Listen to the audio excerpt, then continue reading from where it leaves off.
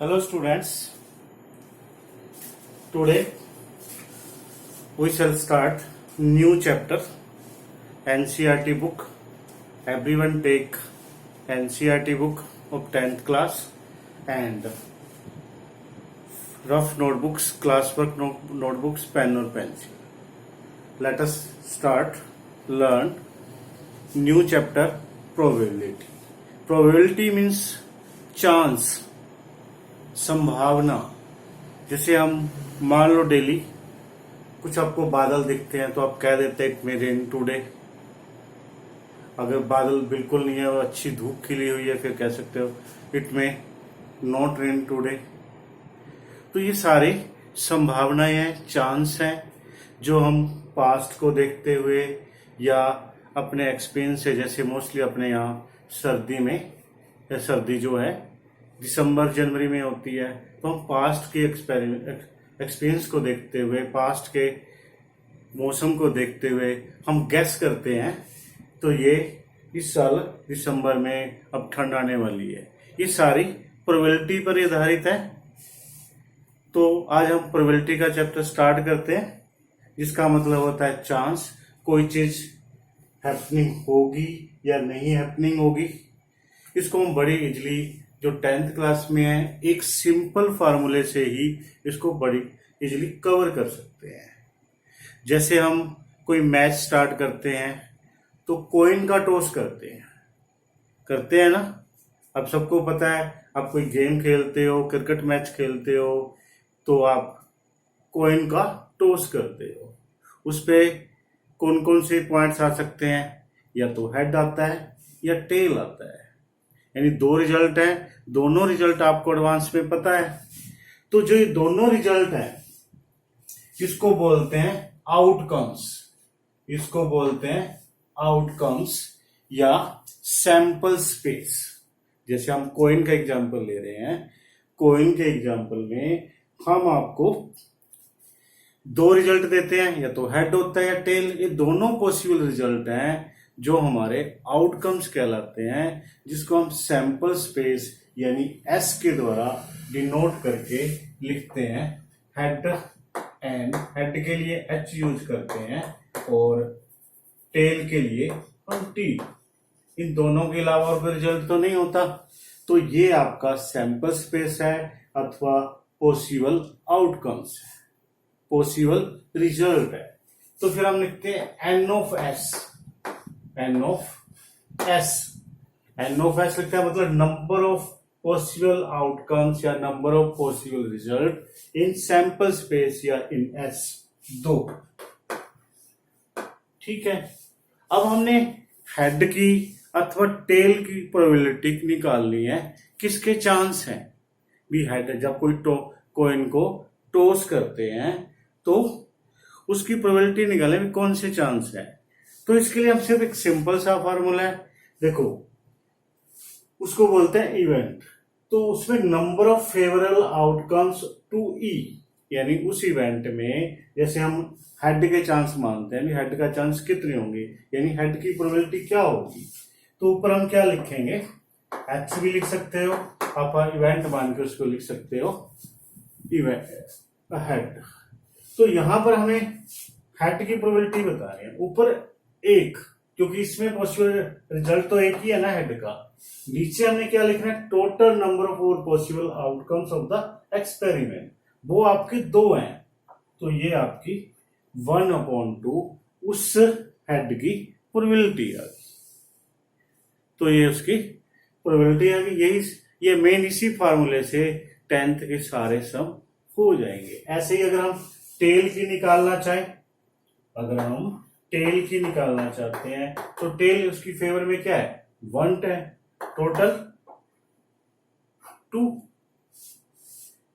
याद रखो जो प्रोबेबिलिटी होती है मिनिमम 0 हो सकती है, नेगेटिव कभी नहीं हो सकती।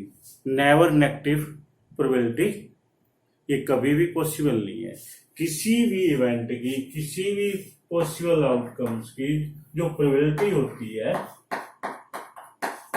ग्रेटर देन और equal to 0, less than equal to 1, यानी जीरो या जीरो से बड़ी बट लेस देन वन या इक्वल टू वन। जब प्रोबेबिलिटी जीरो होती है किसी भी इवेंट की, जब प्रोबेबिलिटी जीरो होती है उसको कहते हैं इम्पॉसिबल प्रोबेबिलिटी। इम्पॉसिबल यानी अगर हम कहें भी आपके पास संतरों का एक बैग है, ऑरेंजेस का बैग है, उसमें से सेब, अगर हम कोई उसमें से कोई फ्रूट निकालते हैं तो हम कहें भी इसमें एप्पल निकलने के क्या चांसेस हैं, तो जब उसमें एप्पल है ही नहीं उसके चांस तो जीरो ही है, इसकी प्रोबेबिलिटी जीरो है, तब आप उसको कहोगे इम्पॉसिबल। दूसरा क्या हो सकता है, जब प्रोबेबिलिटी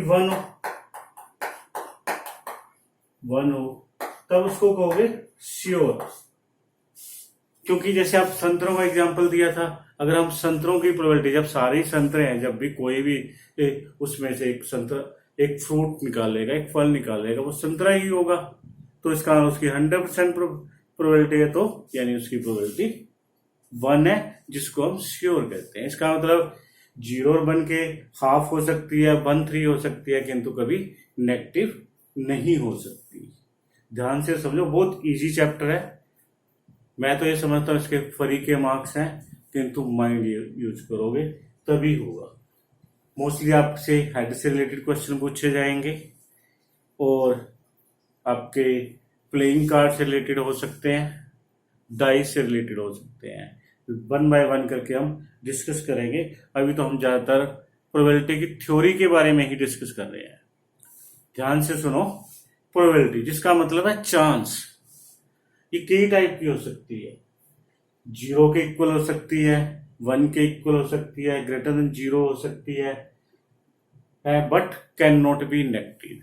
प्रोबेबिलिटी कभी भी नेगेटिव नहीं हो सकती। Is it clear students?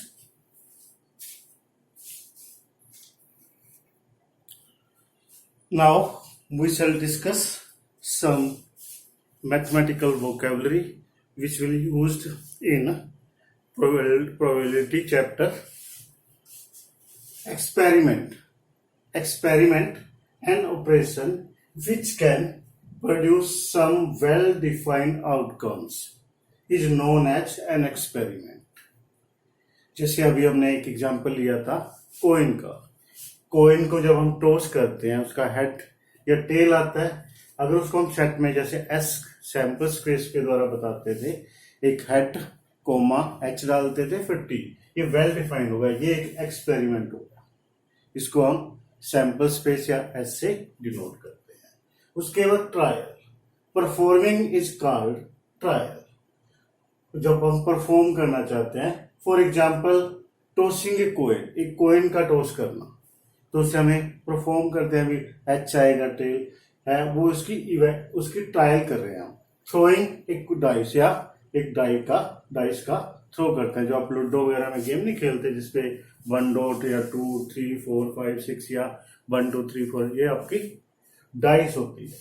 इसी प्रकार event, the outcomes of an experiment are called events. जो उसकी पॉसिबल इवेंट्स होती हैं वो पॉसिबल रिजल्ट होते हैं, आउटकम्स होती हैं, वो इवेंट कहते हैं। एग्जाम्पल गेटिंग ए हेड, जब हम कोइन का टॉस करते हैं तो हेड मिलता है या टेल मिलता है, तो हेड का मिलना या टेल का मिलना एक उसकी इवेंट है। ठीक है स्टूडेंट्स, एक्सपेरिमेंट हो गया, ट्रायल हो गया, इवेंट हो गया। इसी प्रकार एलिमेंट्री इवेंट का मतलब होता है जिसमें एक ही आउटकम्स हों, वो आपकी एलिमेंट्री इवेंट्स कहलाती है। An event having only one outcomes is called an elementary event वो होती है जिसमें केवल एक ही आउटकम्स हो। और जब सभी एलिमेंट्री इवेंट की प्रोबेबिलिटी निकाली जाती है तो उन सबका सम 1 भी होता है। जैसे हमने हेड की प्रोबेबिलिटी निकाली थी, हाफ हुई थी 1/2, टेल की निकाली थी वो भी हाफ हुई थी। देखो दोनों सिंगल थी, तो ये एलिमेंट्री इवेंट थी, दोनों हाफ को ऐड करोगे इक्वल टू 1 होगा। ये आपकी एलिमेंट्री इवेंट होगी। जितने भी पॉसिबल रिजल्ट को ट्रायल में आते हैं उन सबको इकट्ठा करके लिखते हैं तो वो एक सैंपल स्पेस या एस से डिनोट किए जाते हैं। उसके बाद होती है, तो कभी भी जो प्रोबेबिलिटी है या तो 0 के इक्वल होती है या ग्रेटर देन 0 होती है, मैक्सिमम 1 तक होती है। फार्मूला इससे पहले मैंने बता चुका। जिसकी भी हमने प्रोबेबिलिटी निकालनी है वो फेवरेबल आउटकम्स ऊपर लिखोगे और नीचे total number of possible outcomes लिखोगे। अभी हम काफी एग्जांपल करेंगे, उसके बाद ही एक्सरसाइज पर आएंगे। अभी हम डाइस का एग्जांपल लेंगे, उसके बाद प्लेइंग कार्ड्स के बारे में भी बताएंगे। इसलिए कृपया इसको ध्यान से प्रोबेबिलिटी का मीनिंग समझने की ट्राई करना। इसके लिए थ्योरी जरूरी है, एक्सरसाइज दो बड़े आराम से सम हो जाएंगे। ठीक है students, I think this is clear.